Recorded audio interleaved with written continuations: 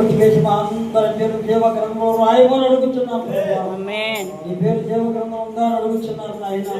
అయా జ్ఞాపకం చేసుకుని ప్రభా, జీవ గ్రంథంలో మా పేరు లిఖించేమని అడుగుతున్నాం ప్రభా. వేరొక గ్రంథంలో నేను కొట్టివేయమని అడుగుతున్నాం ప్రభా. మాట్లాడి దర్శించి మేము దయచేయండి. గొప్ప అద్భుత కార్యములు, గొప్ప ఆశ్చర్య కార్యములు, గొప్ప సూచనలు, గొప్ప మహిమలు జరిగించండి. సేవకులు, సంఘాలు, సంఘ సరిహద్దులు విశాలపరచమని, కుటుంబంలో సమాధానం కలుగుటకు సహాయం చేయండి. మేమందరం ఇతరులకి మాదిరికరంగా ఉంటూ సహాయం చేయండి. మీకు ఇష్టలుగా ఉంటూ సహాయం చేయండి.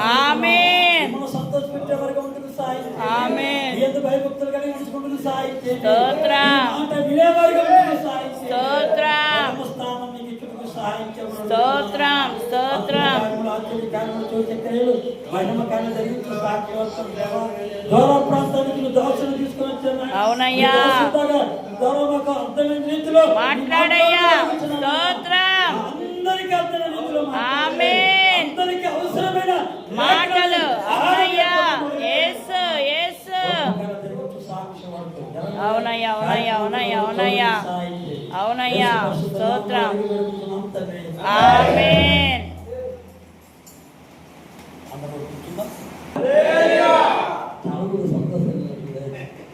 ఎందుకని సంతోషం లేదు? ఎండాకాలం అయితే అయ్యో ఏసీ లేదు, ఎండ ఎక్కువగా వస్తుంది, వేడి ఎక్కువ అవుతుంది, చెమటలు కాస్తుంది అనుకోవచ్చు. దేవుడు అద్భుత రీతిగా దేవుడు ఇచ్చిన ఏసీ చల్లని వాతావరణం, చల్లని వాతావరణం ఉంది. ఇబ్బంది పడవలసిన పర్లేదు. దేవుడికి స్తోత్రం. హల్లెలూయా. సంతోషంగా అందరూ హలో చెప్తారు. దేవుడికి స్తోత్రం. హల్లెలూయా. దేవుడికి స్తోత్రం. హల్లెలూయా. దేవుడికి స్తోత్రం ఎందుకు చెప్తారంటే, దేవుడికి స్తోత్రం అని చెప్తే హల్లెలూయా, హల్లెలూయా అన్నప్పుడు దేవుడికి స్తోత్రం అన్నట్టు. అలా అన్నప్పుడు మన లోపల ఏమైనా చీకట్లు ఉంటే వెళ్ళిపోతాయి.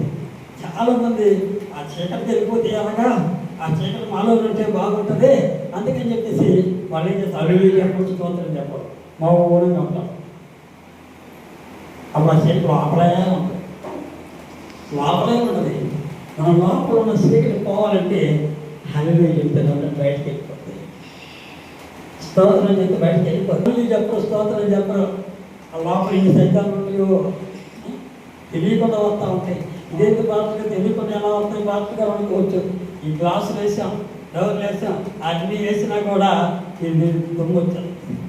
అలాగే మన లోపల కూడా నాని వెళ్ళిపోతాం.